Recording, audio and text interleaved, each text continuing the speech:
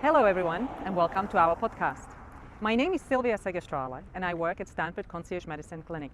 I work there as a nutrition consultant and wellness educator, and we are here today to talk about ketogenic diets and intermittent fasting. I'm super excited to bring to you two experts in the field, Dr. Lucia Aronica and also Dr. Shebani Sethi MD. The reason we are here is because I like to keep on top of current trends, and also because I get a lot of questions from my clients about what is ketogenic diet and what is intermittent fasting. So with that, let's not waste any more time and let's go and meet them.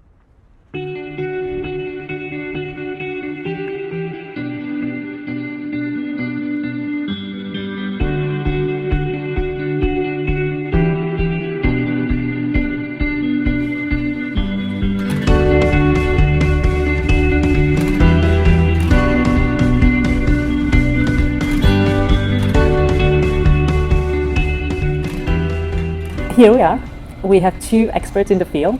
The first one, as I mentioned already, is Dr. Lucia Aronica. She's a lecturer in epigenetics, ketogenic diets, and fast-mimicking diets at the Stanford Prevention and Research Center and genomic platform lead at metagenetics. The focus of her research is understanding how genes and environment interact with each other to develop personalized nutrition strategies, and her greatest passion is helping people use science to live healthier and happier life.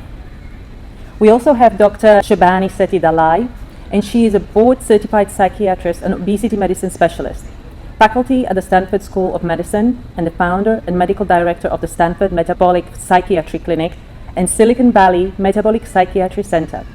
She's an expert on obesity medicine and adult eating disorders, where she treats patients with a range of metabolic and mental health issues and directs clinical research trials investigating medications and dietary interventions for metabolic and psychiatric disorders. So welcome Dr. Lucia Aronica and welcome Dr. Shebani Sethi MD. Thank you for having us. Thank you for inviting me. So let's start. I thought it would be a great place to start to ask about how did you two meet? The university is really big, so how did this all come about? Yes, that's right. It is a really big place. This is a huge campus, and I'm about 6 months postpartum, and I decided to, get myself to the gym. And when I went to the gym, I was walking up the stairs and I saw this advertisement for Lucia's course, and it was on the ketogenic diet. And I was like, oh my gosh, I really need to meet this person. Here I am doing a clinical study with the ketogenic diet in patients with psychiatric conditions, and here's Lucia, who's doing this amazing course and teaching students and educating the public about ketogenic diets. So I thought to myself, I should reach out to her, and we met and had coffee together, and we learned more about each other's work, and we've been in touch with each other since. And a lot of times in the medical community, there are a lot of misconceptions about ketogenic diets. So I found that it was really quite refreshing to meet someone who understands the science. And I am really thrilled to meet her, and it's a big win for me. Oh yes, I'm thrilled too, and I'm looking forward to nurturing this friendship and professional collaboration for many years to come. Likewise. Yeah. So let's start with you, Dr. Aronica. Tell us a little bit more about your background and your interest in ketogenic diets. My professional life is a love story between science and food.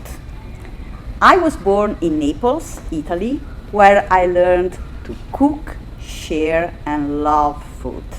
Italy is a place where food is a mean to health and happiness. But if food was my first love, science was my second. I fell in love with science in the year 2000, when the first draft of the human genome was published. It was an exciting time for science, and this motivated me to study genomics and epigenetics.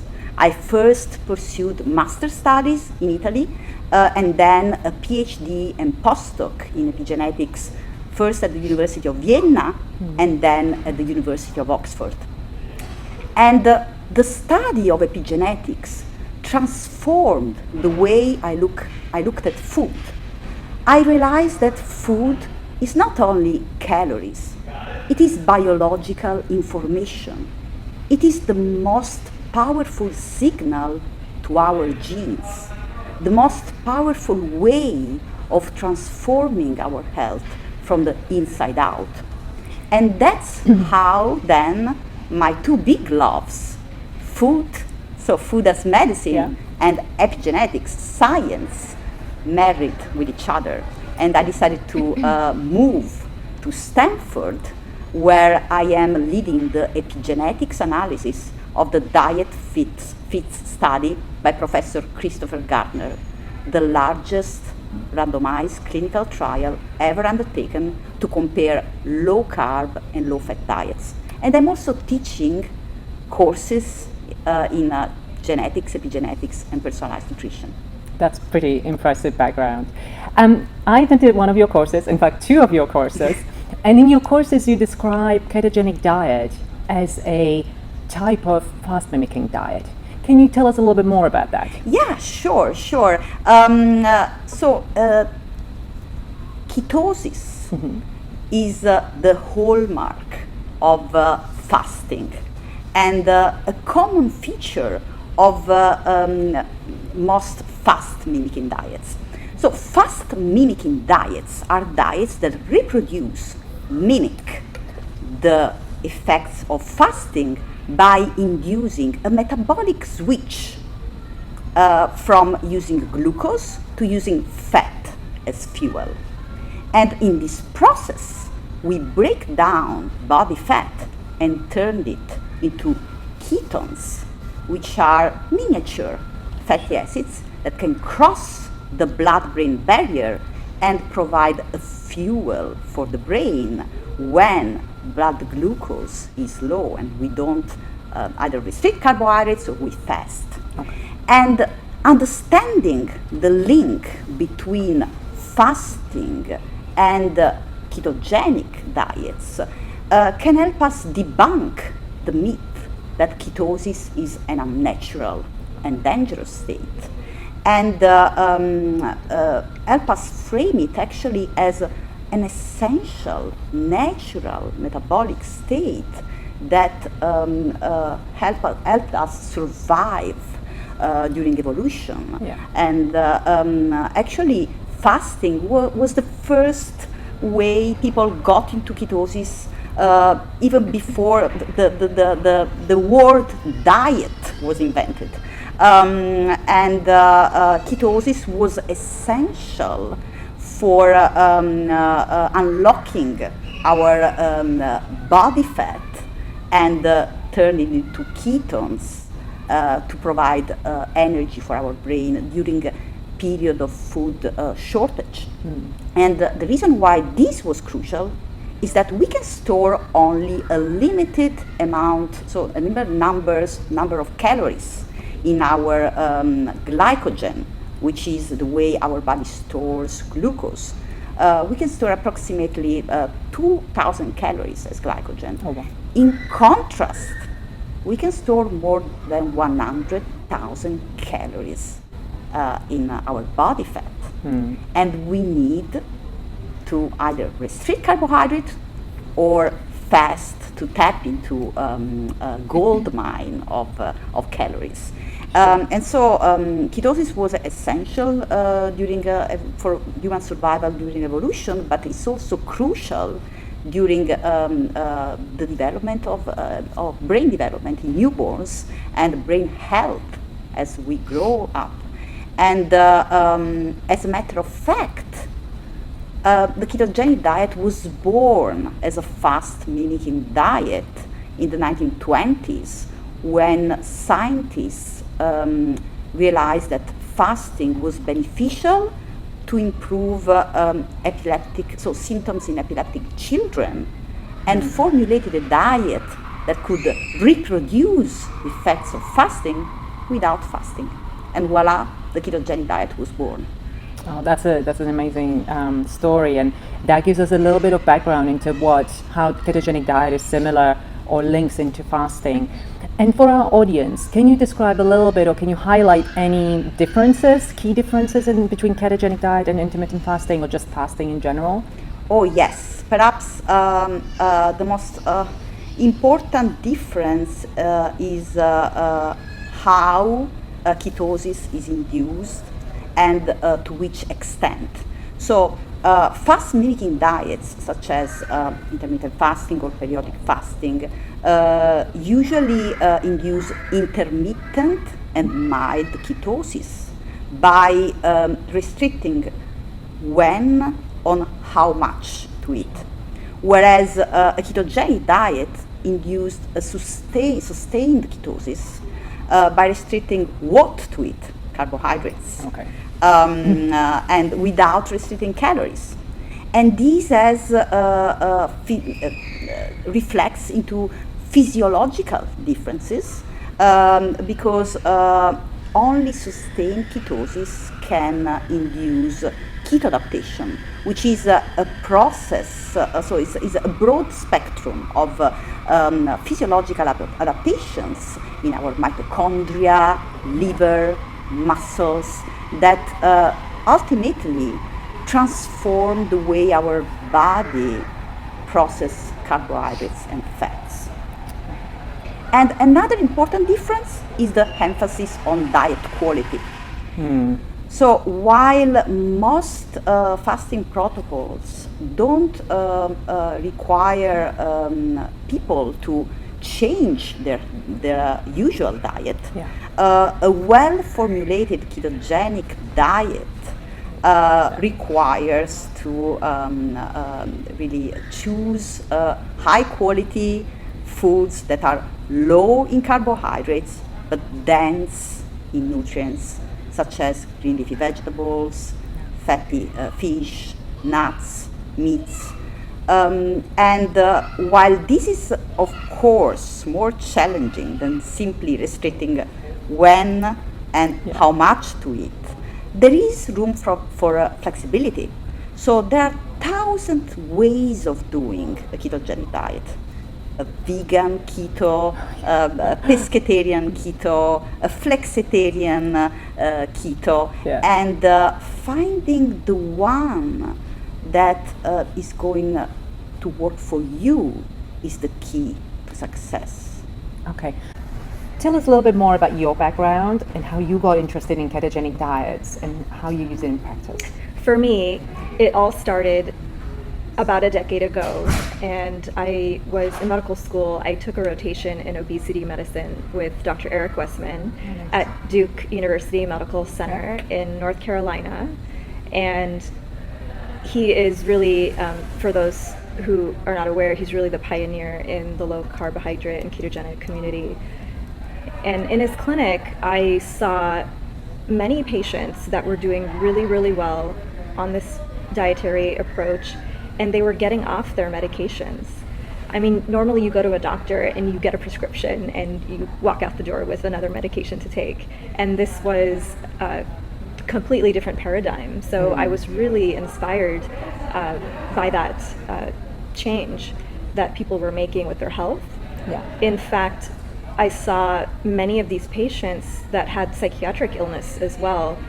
In fact, I saw a patient with treatment-resistant schizophrenia who would not respond to our conventional medical treatments.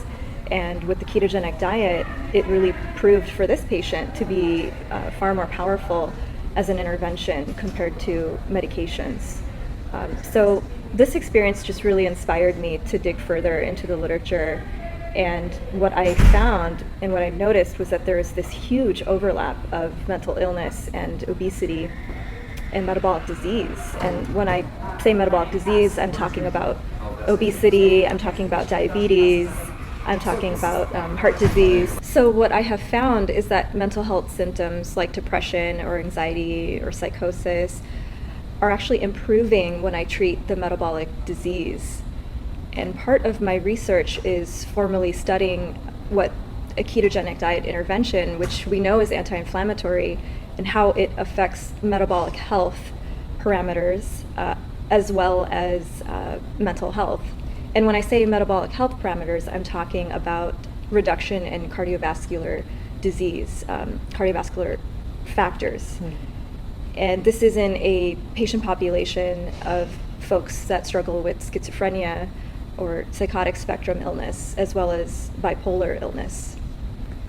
So we are gradually coming to an understanding that inflammation and metabolism actually play a significant role in the development of mental illness itself. And I find that to be, quite fascinating, and more research needs to be done in this area. And more people around the world are doing research in this area. Sure. I find it very powerful that with one diet intervention, you can actually address two things, right? You can address the mental health of a patient, and also you can help to prevent metabolic diseases. So with that, I actually have a question for Dr. Aronica. So I find it really interesting that by using one diet protocol, ketogenic diet, you can actually improve the health of a patient, both from a mental perspective and also improve their metabolic health. This is a really powerful concept. And with that, I have a question for Dr. Aronica. You do a lot of research into ketogenic diet. What are you working on currently? Yes, the central question of my research is how can we personalize nutrition based on people's unique characteristics? Why some people can tolerate more carbs and fat than other people? Why some people succeed on a diet and why others fail? Why some people can stick to a diet and other people cannot?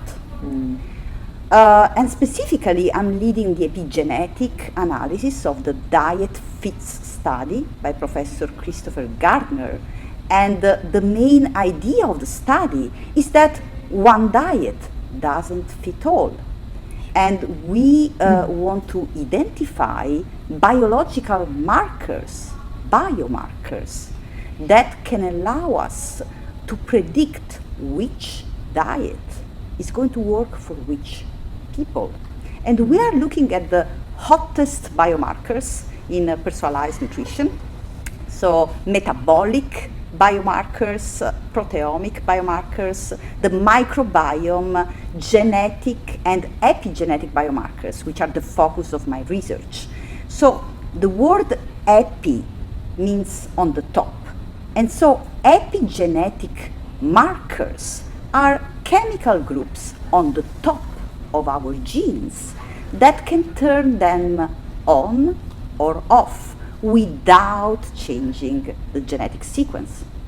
And what's exciting about epigenetic markers is that they respond to lifestyle factors such as diet, and therefore enable a whole new layer of personalization when used to predict diet response. For example, in our study, we see that people that go on a low carbohydrate diet turn on genes that are involved in breaking down or making ketones by changing their epigenetic markers. And this makes sense, right? You eat more fat and you produce more enzyme that can metabolize fat. But now the burning question is this going to work for everybody or only for those that respond well to the diet? And that's where we may be able to use epigenetic markers to predict diet response. And we are trying to answer these and other questions that hopefully will make personalized nutrition a reality in the next years. Some of these other questions are: do men and women differ in the way they respond to a low carbohydrate or low fat diet? Why some people experience huge increases in cholesterol when going on a low carb ketogenic diet and other people don't? And is there a better biomarker than glucose to predict the way we respond to carbohydrates?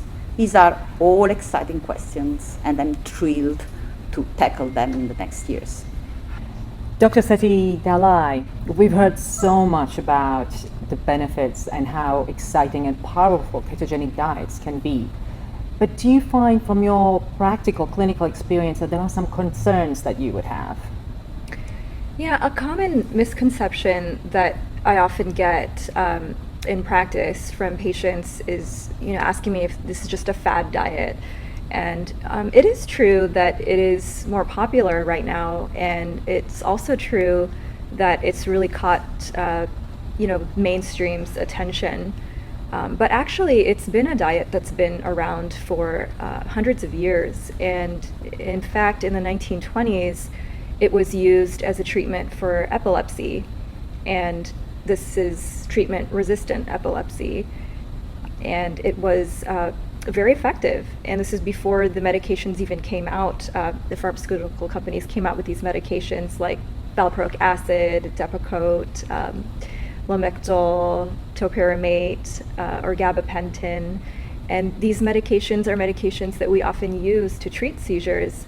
And as psychiatrists, we often also use these medications to treat bipolar illness or depression and even in anxiety. There may be something similar about what the ketogenic diet does in the brain compared to what the medications do in the brain. And the difference or the advantage is that the folks who are doing ketogenic diet also are reducing their cholesterol or their lipids, and they're decreasing weight, whereas sometimes for some patients these medications can contribute to weight gain. And it's not for all people, but for some people it is. So now a question to both of you. We've heard so much about ketogenic diets and the latest research, and we've heard about the clinical perspective. Are there any closing remarks that you would like to share with the audience? Dr. Aronica, let's start with you. Probably the importance of moving away from polarization towards personalization in nutrition, and challenging one-size-fits-all truths, and finding individual answers to live life at the fullest. And we need to work together to make personalized nutrition a reality. We will need to be humble, skeptical, proactive, and optimistic. Humble in knowing that we don't know. As the philosopher Socrates said more than 2,000 years ago, that science is less about having the answers and more about looking for them. Skeptical in knowing that what works for some people may not work for other people. Proactive in educating ourselves, experimenting, self-experimenting, monitoring ourselves, and engaging in our own health decisions. And most of all, optimistic, because if we don't believe we can change ourselves and the world around us, we won't. Thank you. And Dr. Sethi Dalai? Yeah, as a clinician, I would want to leave a closing remark about caution, because the ketogenic diet it's really an intervention, and it's not a diet for everyone. And it would be best to have someone who's trained and understands what a ketogenic diet is, can review your medical history to see if it's appropriate for you, as well as, especially folks that are